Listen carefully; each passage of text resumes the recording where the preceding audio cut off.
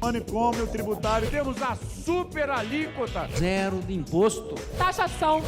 Taxadas. Exonere o ministro Tachade. No rico não se pode mexer. Beneficia os pobres. Maior alíquota do mundo. Os maiores impostos do planeta. O mercado ficou zangado. Pacote que não corta gastos. Claro, o governo ganha. Vai pra lá, vai pra cá, ganha a sociedade. Não vai pra lugar pra nenhum. Todos nós ganhamos. E o Brasil vai lomba abaixo. Nós estamos cortando na carne. Outra pegadinha. De uma maldade sem precedentes. O super salário está sendo preservado. Para o popular, O amor venceu. camarão que dorme a onda leva. E o esporte acabou. Ou seja, Não vai mudar nada. ou é hipocrisia, Não vai mudar nada. ou é mau caratismo, ou eu tô ficando doido. A edição do Fantástico cortou essa parte.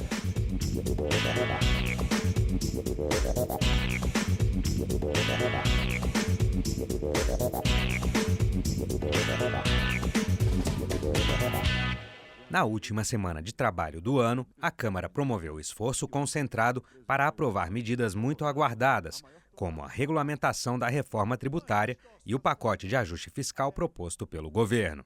O Congresso também aprovou a Lei de Diretrizes Orçamentárias para 2025.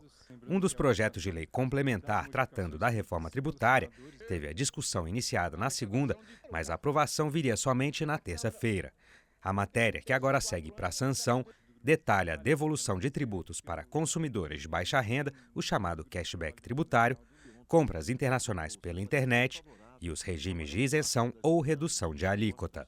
No final do dia, a alíquota modal média será de 25%, podendo ter 27%, 28% de alguns itens máximo e zero como comida, cesta básica, zero para transporte, zero para medicamentos básicos, né?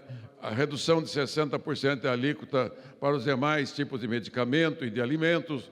Então, de uma certa maneira, a redução de alíquota beneficia os pobres, mas também beneficia toda a população. Eu espero e tenho certeza que os companheiros deputados e todas as bancadas haverão de entender da necessidade que nós temos de que a Zona Franca continue a ter essas exceções para manter a sua competitividade, para manter as suas vantagens comparativas, sob pena de nós efetivamente sermos condenados a viver eternamente numa posição subalterna. Não acho certo o estado do Amazonas ser novamente beneficiado. Zona Franca de Manaus já é um benefício. Zona Franca de Manaus, na minha visão respeitosa, já tem... Agora, essa reforma tributária que o Senado fez, colocou mais 18% ali, que o Brasil inteiro vai pagar. Então, quer dizer, vários estados pagando um benefício para um estado, porque o relator é do Amazonas, não tem o menor cabimento. Indústria eletroeletrônica, neste momento, caso seja aprovada a matéria do jeito que está, a indústria eletroeletrônica, o que ela vai fazer? Ela vai embora de São Paulo. E por que ela vai embora de São Paulo? Porque, logicamente, na Zona Franca de Manaus, os benefícios serão muito grandes. Esta casa precisa prestar muita atenção nessa questão da reforma tributária, porque ela saiu redonda aqui da casa, bem elaborada, bem feita, e foi para o Senado e voltou distorcida, especialmente no que diz respeito à questão da Zona Franca de Manaus. Ou seja, privilégios para a Zona Franca de Manaus e prejuízo para todos os demais estados da Federação. Tem gente dizendo aqui que a Zona Franca de Manaus é cara para o Brasil. Ora, cara é a fome que vai atingir milhares de pessoas e famílias se esses empregos forem destruídos. Cara é a gasolina que foi sobre o pretexto de uma privatização numa usina a 3.000 quilômetros de Manaus, que hoje a nossa população tem que pagar. O Brasil, deputada Maria do Rosário, é um dos últimos países que ingressam no IVA, que garante a simplificação, a desburocratização, a transparência, que vai diminuir significativamente o contencioso, se não acabar, como também o que existe hoje de sonegação no Brasil. São mais de 5 trilhões e meio de contencioso. E isso, sem dúvida nenhuma, sem citar que grande parte do custo Brasil é o cipoal tributário que esse país vive hoje. Em relação à denúncia que o relator do Senado fez de tributação especial para armas, onde ele disse, isso é coisa para miliciano. Relator, foi quem disse isso lá no Senado Federal. Nesse ponto em específico, como é que ficou o relatório que vai ser deliberado aqui por deputados e deputadas? Nós consideramos que, numa espécie de varejo positivo, a reintrodução no imposto seletivo de açucarados, bebidas açucaradas e ultraprocessadas é muito positivo também. Gostaríamos que armas e munições também estivessem inseridos nesse imposto seletivo, mas nem o plenário do Senado, a despeito da intenção do relator de lá, conseguiu assumir isso. Quer dizer, a cultura do armamentismo como elemento de primeira necessidade continua muito forte. Conseguiu alguma coisa, por exemplo, no cashback? Sim, mas só pelo CAD único, entende? Então, muitas coisas passaram, foram importantes, mas a maioria, veja, o imposto seletivo foi feito para que a gente pudesse gravar, por exemplo, armas e munições não serem taxadas. E se tentou colocar no Senado, caiu no plenário, absurdo, entende? Armas e munições, que prioridade tem isso? Eu circulava aqui com plaquinhas dizendo, não é reforma tributária, é aumento de imposto. E não, vários discursos bonitos, dizendo que não ia aumentar imposto, que imagina, que era por uma justiça fiscal. Mas agora a gente já sabe, a imprensa já sabe, todo mundo já sabe. Brasil terá a maior alíquota do mundo após reforma tributária. Essa reforma tributária, na verdade, é aumento de impostos. Irá criar os maiores impostos do planeta. E o povo vai pagar essa conta. Que acorda cedo, que leva a vida digna, movimentando a economia do nosso país, vai pagar mais essa conta para o PT. Quero ver agora os partidos desta casa que dizem defender os mais humildes. Não é correto afirmar para a sociedade que há aumento de impostos, há um rearranjo, há uma modificação da estrutura tributária brasileira. Não podemos aceitar esta afirmação, porque não é verdadeira. Quero garantir a esse parlamento, nós não teremos alíquota superior a 26,5%. É bom lembrar que hoje o Brasil tem uma alíquota de 35% por fora na média.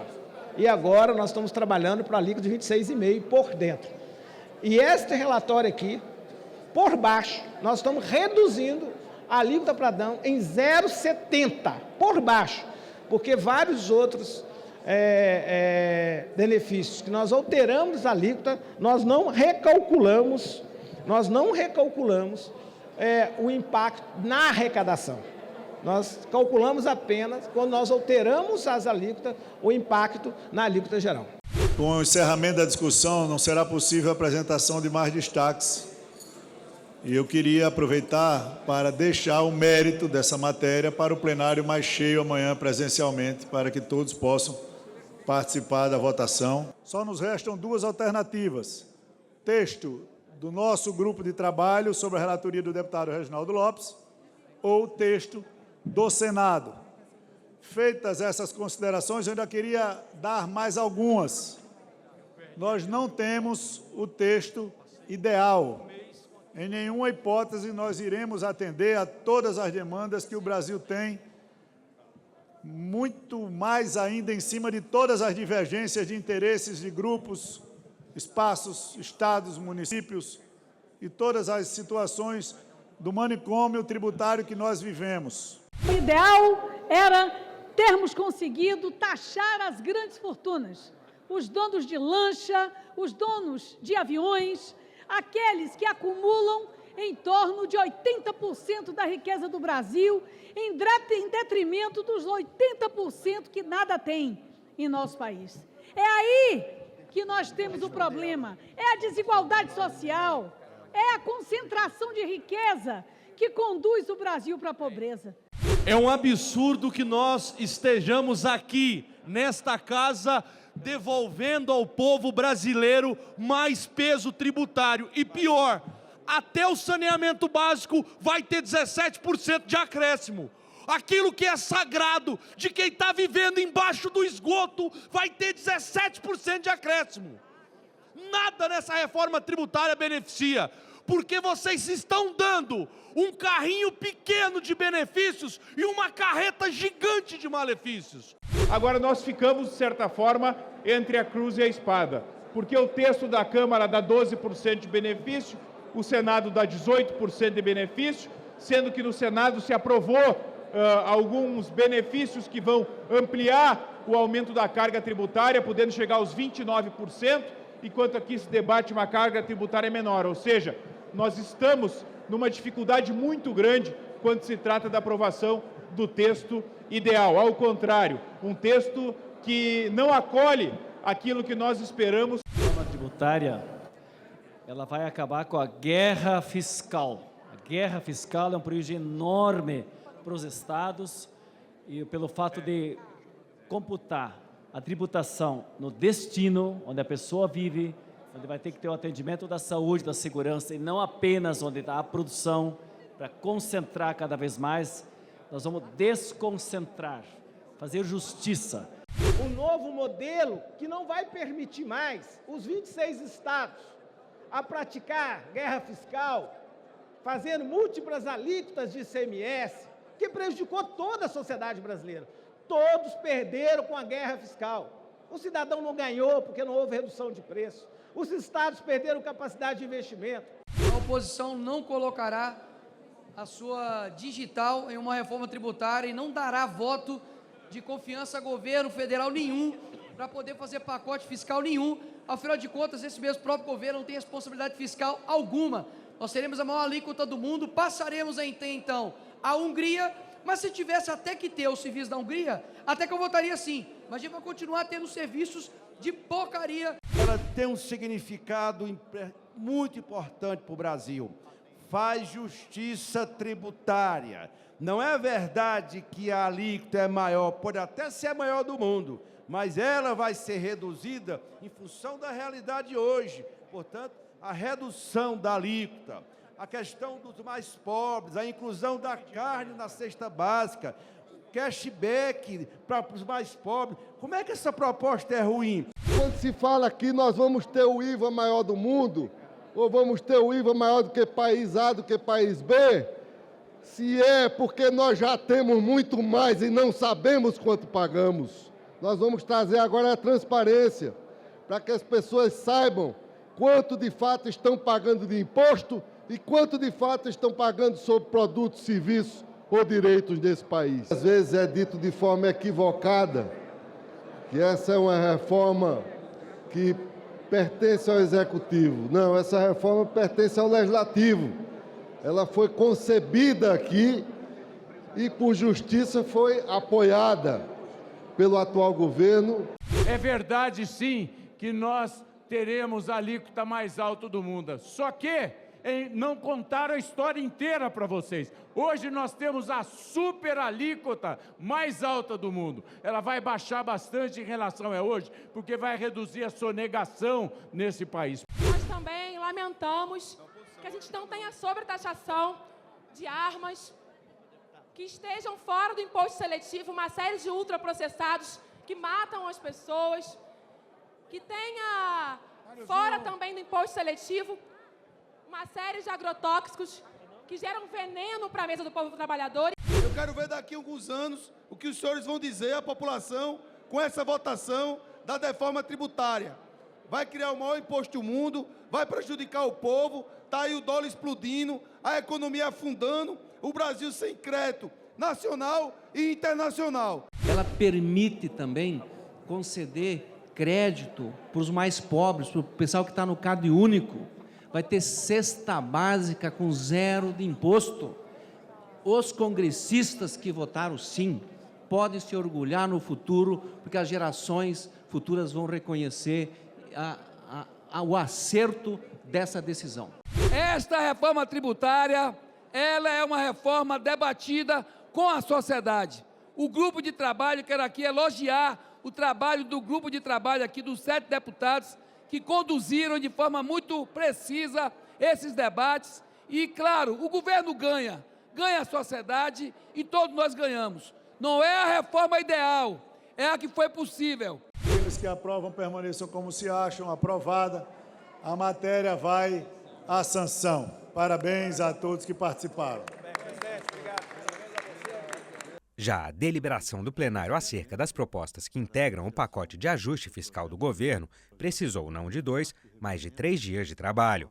Na terça-feira, a Câmara aprovou o texto base do projeto de lei complementar, que impõe travas para incentivos tributários e para o crescimento de despesas com pessoal em caso de déficit primário. A análise dos destaques ficou para quarta, quando o governo cedeu a um acordo e o relator da matéria, deputado Átila Lira, do Progressistas do Piauí, voltou atrás na recriação do antigo DPVAT, seguro obrigatório para veículos, alvo de críticas da oposição. Para nossa surpresa, subiu a última versão do texto sem a revogação do DPVAT. Nós estamos aqui conversando porque queremos votar a favor, mas precisamos que volte ao texto a revogação do DPVAT. Caso contrário, diante do rompimento do acordo, nós não poderemos mais ser favoráveis ao texto. Inventam de colocar a revogação do DPVAT, depois voltam atrás e ainda defendem a manutenção do DPVAT no microfone de apartes. É muito confuso, presidente, é muito ruim esse governo. Vai para lá, vai para cá, não vai para lugar nenhum e o Brasil vai lomba abaixo. Um pacote que não corta gastos. Nós estamos vendo um belíssimo exemplo, por exemplo, na Argentina, em que o Milei corta gastos, cortou 30% de gastos públicos, reduz ministérios, reduz cargos, e aqui o que nós estamos vendo é uma redução de gastos fake. O que tinha de positivo nesse PLP, que foi inclusive sinalizado em acordo pelo relator, que seria colocado no projeto, foi retirado, que era o fim do DPVAT. Então não sobrou nada nesse projeto.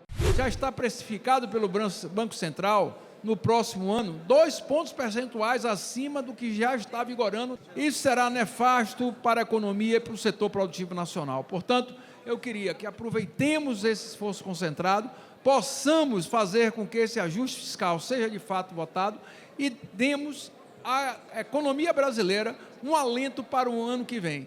Nada pode estar tão ruim que não possa piorar. O mercado ficou zangado porque o pacote não trouxe maldades para quem está na base da pirâmide, ou pelo menos, se o trouxe, foi sanado pelos futuros relatores em seus relatórios, como foi o caso do BPC, que realmente tinham algumas situações que precisavam ser corrigidas. Completamente contra diminuir os direitos conquistados por pessoas com deficiência e idosos, que recebem o benefício de prestação continuada, o BPC. Portanto, eu sou contra. Sou completamente contra ao PL 461424, que está na pauta deste plenário, e que coloca em risco esse benefício que mantém o uso de medicamentos e alimentos na mesa daqueles que mais precisam. Em Minas Gerais, 475 mil pessoas recebem o benefício. Eles querem provocar o governo com o intento de fazer um ajuste fiscal que jogue sobre os ombros dos mais pobres o peso da questão do endividamento público. Querem que o Brasil interrompa o crescimento real do salário mínimo, mas isto não vai acontecer. Não vai acontecer porque o governo do presidente Lula não concorda com essa medida e porque uma medida como essa, de acabar com o aumento real do salário mínimo, não encontraria respaldo nesta casa. Aqui se quer a limitação de despesas, nesse projeto em particular, impõe limites ao crescimento de despesas anuais, a criação e prorrogação de benefícios da Seguridade Social. Isso aqui é inaceitável. Nós estamos assistindo à crônica da morte anunciada. Quando o início do governo do Lula, do PT, assim como seus outros mandatos, começou o desequilíbrio fiscal, a irresponsabilidade fiscal, o aumento desmedido de gastos, gastos de má qualidade. Todo mundo sabia que isso ia dar problema. Não é à toa que o dólar chegou a 6,20, que os juros estão voltando à casa dos 12%, 13%. em nome da celebração deste acordo para o bom andamento do país. Nós somos oposição ao atual governo, mas temos compromisso com o Brasil e com os brasileiros. Apesar dos desmandos na economia, dólar alto, carestia do supermercado. Acabamos de sair de uma reunião de bancada e vamos dar um voto de confiança ao governo federal, ao senhor ministro da Casa Civil, Rui Costa, ao líder Guimarães, e vamos votar sim ao pacote fiscal do governo federal. Esse é um projeto muito importante para o país, senhor presidente. Na verdade, nós temos em benefícios tributários 540 bilhões. É uma soma muito alta. 540 bilhões. A partir desse projeto, se houver déficit primário, fica impedido de renovarmos benefícios tributários de exonerações. E o governo pode, a partir dessa situação, cortar vários desses benefícios. Mas, deputado Lindbergh, infelizmente, o poder do lobby, muitas vezes na política brasileira, vence. E esse ano nós tivemos um grande exemplo disso, que o governo tomou uma medida correta de revisão ou de revogação de muitos desses benefícios fiscais, mas, no entanto, em menos de um mês, o Congresso Nacional derrotou essa medida. O ministro Haddad divulgou há pouco tempo uma lista de renúncia fiscal que faz corar a qualquer um. Então, abater R$10 no salário mínimo do mais pobre, isto é aprovado com facilidade aqui na casa. Agora, o contrário, que é fazer com que os mais ricos possam diminuir aquilo que eles têm de renúncia fiscal em 10%, é um quiprocó. No rico não se pode mexer. Na hora que a conta apertar, na hora que o déficit chegar, não são aqueles servidores que encontram formas de burlar o teto remuneratório, que colocam penduricalhos e privilégios um em cima do outro para ganhar salários enormes que pagarão a conta. Será o professor, a enfermeira, o médico, a assistente social, será o trabalhador administrativo, o trabalhador da segurança pública. Eu não quero que pague a conta pessoas com deficiência sem capacidade de trabalhar. Eu não quero que pague a conta famílias que têm 1/4 do salário mínimo como renda mensal. Eu quero ajudar o governo Lula, que é um governo de sensibilidade social e que está reduzindo o desemprego e tirando pessoas da fome. Mas essa lógica vai na contramão daquilo que o governo mesmo propõe. Não dá para aceitar que o governo tire o dinheiro do BPC, que é um outro projeto. Tirar dinheiro de incentivos fiscais, ok, nós estamos de acordo. Ache aonde o incentivo fiscal está muito alto, ache onde pode cortar incentivos fiscais, e não são poucos os incentivos fiscais do Brasil. Queremos agradecer a aprovação da retirada do Fundo Nacional Antidroga. Presidente, eu conversei com vários partidos, com vários deputados.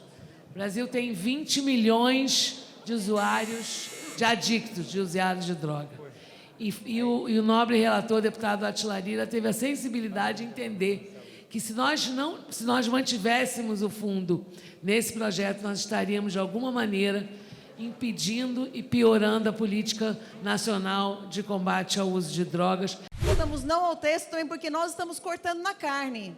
Aqui os deputados estão cortando na carne dentro desse texto. Mas a gente corta na carne e vê o governo simplesmente dar as costas para a gente e dizer, não, o Congresso tem que cortar na carne, mas o governo continua gastando.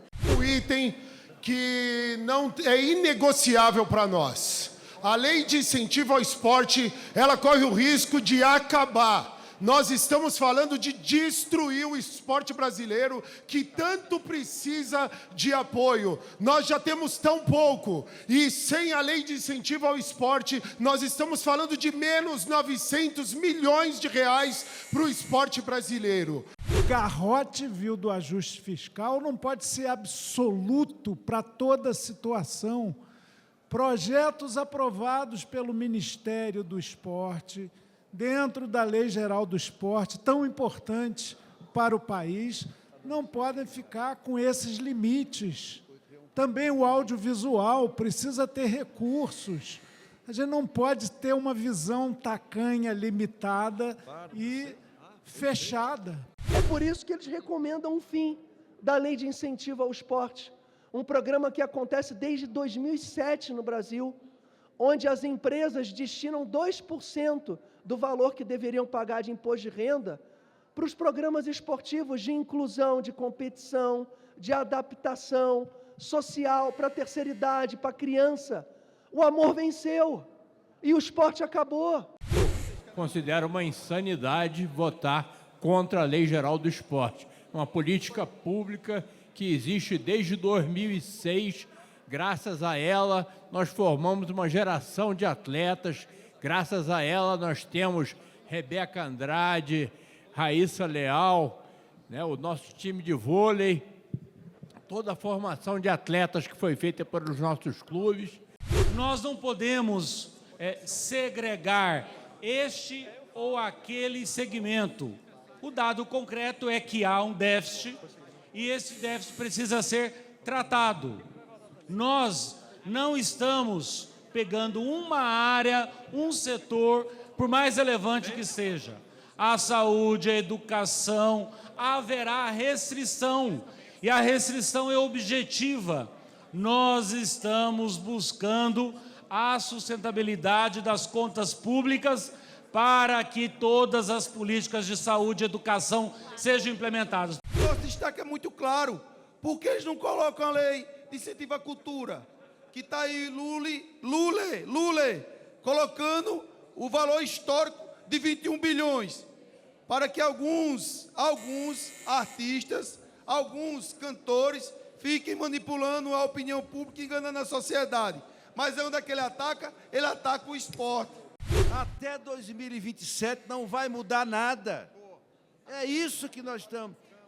É a lei que a cada 5 anos se renova. Não sei de onde é que essa gente tirou esse tipo de argumento aqui dentro.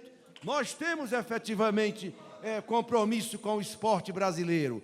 Por isso que o voto do governo é o voto sim, porque além disso, desse esclarecimento, nós temos o compromisso com o país. Continuaremos essa briga agora lá no Senado, né?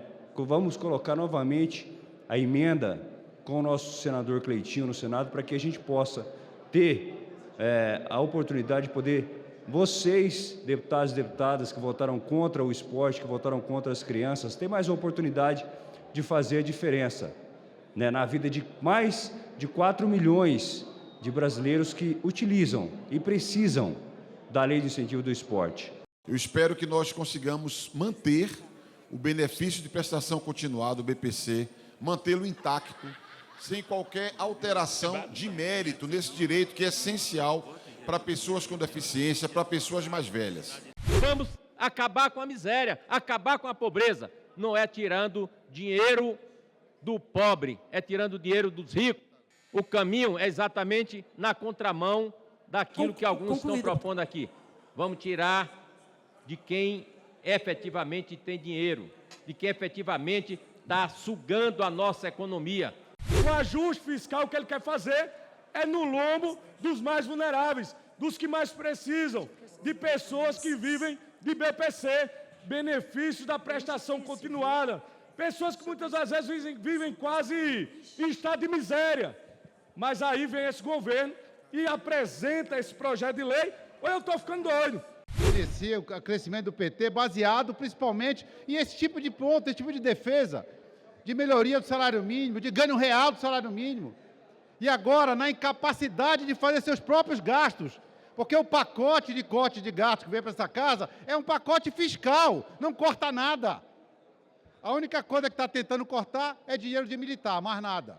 A gente tem que taxar as grandes fortunas e a gente tem que atacar o lucro do banco e do sistema financeiro. É engraçado ver um monte de deputado aqui defendendo agora, pobre, defendendo o BPC, mas votaram contra a taxação das grandes fortunas, defendem o sistema bancário, ou seja, ou é hipocrisia ou é mau caratismo. Se a pessoa vai lá no CRAS e faz a sua inscrição para receber o BPC, ou então para mantê-lo, agora não, vai esperar um agente social e, quando bem entender, para fazer essa inscrição ou fazer a averiguação, se a pessoa ainda está viva e etc. Quer dizer, é só uma lorota para justificar o que foi feito lá atrás, quando foi rompido o teto de gasto. Não tem moral aqueles que não reajustaram o salário mínimo e que não aumentaram a concessão de benefícios de prestação continuadas, apontar o dedo para o governo do presidente Lula. Um homem que sempre governou para o povo e que nos seus governos teve índices de crescimento da economia e de melhoria da renda da população. O presidente Lula, na entrevista de domingo ao Fantástico, disse que se a gente cobrar corretamente os tributos já previstos em lei, teremos recursos para fazer muitas políticas boas desse país. E ele anunciou também, por isso que é necessária a aprovação da isenção de imposto de renda para quem ganha até R$5.000. Alguém viu isso na entrevista dele? Não. A edição do Fantástico cortou essa parte. Que o presidente exonere o ministro Tachad. Ninguém aguenta mais. Esse é o mínimo de um sinal de começar a correção que o país precisa. Agora aproveita que parece que ele vai sair de férias e já não volta mais. É o melhor para o Brasil. Já saiu, que não volte mais. Volta ao texto do relator Átila Lira, o cancelamento, a extinção do DPVAT, aquela discussão de ontem, deputado Marcelo, que Vossa Excelência cobrava de mim, nós conseguimos retirar, para levar de volta o cancelamento do DPVAT, até porque os governadores não estavam encaminhando a lei que nós aprovamos anteriormente aqui, de criação, de reintrodução do DPVAT. A gente tem que deixar muito claro aqui ao povo brasileiro que está nos assistindo agora. Se não haverá DPVAT no ano que vem, essa é uma vitória da oposição. O governo lutou desde o início do ano por essa cobrança. Essa sanha arrecadatória do Lula, do Haddad e companhia. 444 votos sim, 16 não. Está aprovada a emenda aglutinativa. No meio disso, deputados encontraram tempo para se reunir com o Senado em sessão conjunta do Congresso e aprovar a Lei de Diretrizes Orçamentárias para 2025, com meta de déficit fiscal zero. No entanto, uma margem de tolerância de 0,25% do PIB prevista no arcabouço fiscal irá permitir, na prática, déficit de até 30 bilhões de reais. Essa presidência, em definitivo, não admite os requerimentos de destaque apresentados na data de hoje, após o início da ordem do dia da presente sessão conjunta. Um dia tão importante como esse, nós vamos atropelar novamente. Essa casa, a Câmara dos Deputados já está acostumada a atropelar. Agora, a sessão do Congresso Nacional atropelando a LDO, que era para ser discutido em separado, precisa de discussão. O presidente se resolve com um brocado latino. Estou dizendo que é Dormintibus non sucuitu ius, no latim. Se quiser a tradução no português, o direito não socorre a quem dorme. Para o popular, camarão que dorme a onda leva. Existe uma outra pegadinha nessa lei de diretrizes orçamentárias que permite que as estatais retirem do orçamento as questões fiscais que impedem que elas como entidades que são geridas pelo orçamento público, precisam prestar contas à sociedade. Nós estamos falando aqui especificamente da Telebrás, que certamente vai se utilizar de 400 a 500 milhões de reais fora da regra fiscal, e isso está como jabuti nessa lei de diretrizes orçamentárias. Nós estamos diante de uma votação importante do Orçamento da República, e o desafio que temos é tratarmos do Brasil a partir do projeto de desenvolvimento nacional. A economia brasileira cresce de um modo importante e não há razão para que o ajuste seja feito na conta dos mais vulneráveis.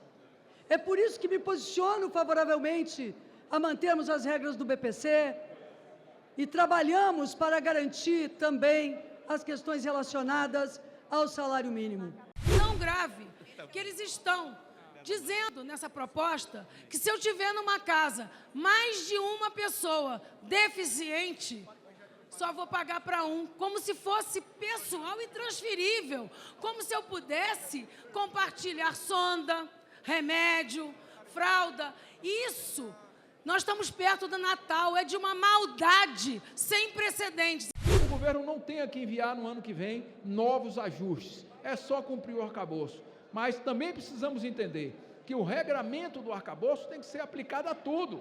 Tem que ser aplicado à educação, à saúde, né, a política de salário mínimo, a política de previdência, porque foi um conceito que nós votamos e que todos concordam. Por que alterar? O debate geral, econômico e fiscal, o pessoal que vota favoravelmente à LDO, porque se ela não for votada, paralisa o governo, porque conseguimos incluir pontos importantes na LDO, mas tem um problema que o arcabouço fiscal gera. A lógica do arcabouço fiscal é uma lógica antipopular, porque você cria um teto de 2,5% para a ampliação de despesas públicas. Isso é complicado. Outra proposta do pacote de ajuste fiscal, aquela que restringe o acesso ao abono salarial, teve a discussão iniciada na quarta e o mérito aprovado só na quinta. O texto foi criticado por deputados de oposição por promover mudanças no Fundeb, o Fundo de Manutenção e Desenvolvimento da Educação Básica. Está tirando dinheiro do Fundeb, de recursos que seriam diretamente do Ministério por outras fontes. Vamos enfrentar o debate com a verdade e dizer para o povo brasileiro o que é. Não é aumentar recurso para a educação, é diminuir recurso para a educação. Ampliando o investimento em abertura de novas vagas em escola de tempo integral, que hoje é de aproximadamente 5 bilhões de reais, para 10 bilhões de reais. E nesse mesmo dispositivo do ano de 2026, o Estado ou o município não precisará investir os mesmos 4% quando atingir a meta do PNE. Tem que ter coragem de tributar quem recebe acima de 100 mil por mês. Ter coragem de enfrentar uma pensão de uma filha de um militar, de um general, que não se justifica nos dias de hoje. Mas para quê? Para que a gente tenha dinheiro, recurso, para cuidar de quem mais precisa. Não é a mãe que tem 3 crianças com paralisia cerebral que tem que pagar essa conta. Nós temos, no TJSP São Paulo, nós temos 1.078 magistrados com remuneração maior que 1 milhão. Lamentavelmente, números de magistrado com remuneração maior que 2 milhões de reais. Olha aqui, gente, Tribunal de Justiça de Rondônia. Oi! Então, tem coisa que a gente precisa sim cuidar. Eu sei bem quando o clima está ruim para as carreiras que recebem super salários, porque eu fui autor da emenda antiprivilégio na legislatura passada, e eu sei que quando não tem juiz, quando não tem promotor batendo na porta do meu gabinete, é porque o super salário está sendo preservado. E é exatamente isso que está acontecendo agora. Estão usando o poder judiciário, na expressão popular, como boi de piranha, porque não vai mudar nada. Tem uma lei lá no Senado para regulamentar as questões dos salários do judiciário. O ministro Haddad, de 6 em 6 meses, vem com soluções mágicas. Participei de reunião de líderes com a presença do ministro Haddad. As coisas não estão dando certo. Nós estamos colocando na Constituição que os municípios poderão, nós não estamos obrigando, mas estamos dizendo na Constituição, no nosso texto, que o município pode suplementar a merenda escolar, para que os senhores tenham consciência do valor hoje por aluno da merenda escolar na escola de um turno, é 36 centavos, não paga nenhum ovo, 50 centavos para a escola de tempo integral. Nós estamos criando a possibilidade dos prefeitos que têm recursos nos seus caixas para o Fundeb de melhorar a alimentação escolar. Por muitas vezes, quando não tem a merenda lá na ponta, é um absurdo. Quando vocês pensam qual é o percentual da merenda escolar hoje no Brasil. Para as comunidades indígenas e quilombola, tem um pouquinho do percentual a mais. Mas ainda é centavos. O que se compra com centavos? A gente concorda que o corte dos gastos deve começar não pela educação básica, mas sim pelos privilégios, pelos penduricários, e pelo fundo partidário, pelo fundo eleitoral bilionário. Se uma criança está mal alimentada, ela não vai poder desenvolver a aprendizagem adequada. Então, ninguém está comprometendo, por exemplo, o Programa Nacional de Alimentação Escolar, o PNAE. Muito pelo contrário, está mantido esse programa federal. E esse artigo que foi imposto é uma manobra que é um erro com relação ao financiamento da educação, vai no final do dia impor aos estados e municípios a responsabilidade sozinhos pela manutenção da merenda escolar. As crianças precisam comer todos os dias, não é só apenas quando eles estão lá na escola. Quase no apagar das luzes do esforço legislativo, o plenário aprovou a terceira e, por enquanto, última proposta do pacote de ajuste fiscal do governo. O projeto de lei que restringe acesso ao benefício de prestação continuada, BPC, e limita o aumento real do salário mínimo, acima da inflação, as regras do arcabouço fiscal, entre outras medidas. O relator da proposta, deputado Isnaldo Bulhões Júnior, do MDB de Alagoas, defende que a legislação aprovada vai ajudar a combater fraudes no benefício. Agora eu trago uma notícia não tão boa para os fraudadores do BPC, que acredito que todos nós sabemos e conhecemos as práticas injustas daqueles que buscam o benefício para que tire daqueles que realmente merecem. Para todos aqueles escritórios de advocacia que vivem de fabricar mecanismos para burlar o programa que foi feito para beneficiar a população mais carente do nosso país, para todos vocês, hoje é um dia muito ruim. No relatório, o relator menciona que se preocupa com o número excessivo de casos de BPC que não seria orgânico.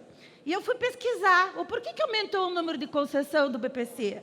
Porque aumentou a longevidade da população. Então, eu não consigo imaginar que esse aumento seja por culpa das pessoas e por fraude. Fraude, como muito bem disse o deputado Duarte, dá para fazer, inclusive, com o CID. Quantas pessoas a gente não ouviu falar que pegam um laudo falso? Gente, isso acontece, CID não vai evitar fraude. Fraude se combate de outra forma. Combater-o devidamente, legalmente. Agora, utilizar isso como pretexto para excluir milhões de crianças atípicas não é admissível. Não há fraude em BPC ou em Previdência, por exemplo. Se não tiver conivência com algum servidor público, tem que ter perda da função pública, tem que criminalizar os escritórios de advocacia que ficam inventando o CPF. Se Vossas Excelências não podem votar contra a exigência de CID, se Vossas Excelências não podem votar contra níveis de deficiência, condenando pessoas com trissomia do cromossomo 21, condenando pessoas com autismo, se Vossas Excelências não podem corrigir parte do texto, votem contra. E a vocês que estão em casa, o Brasil que está vendo, aqui está a lista dos parlamentares que vão votar. Eu quero trazer para o mundo real. Recebemos aqui a visita de várias mães hoje, mães de autistas nível 1, e elas falaram para nós, eles ficam o tempo todo dependentes das mães. E a gente está falando da população mais carente do nosso país. O projeto original autorizava que se considerasse a renda de um parente, deputado, que não morava naquela casa e morava na casa ao lado. É como se eu tivesse um neto e o pai que abandonou aquela criança, que está na outra casa, aquele pai ia somar a renda e tirar o BPC daquele filho que ele abandonou.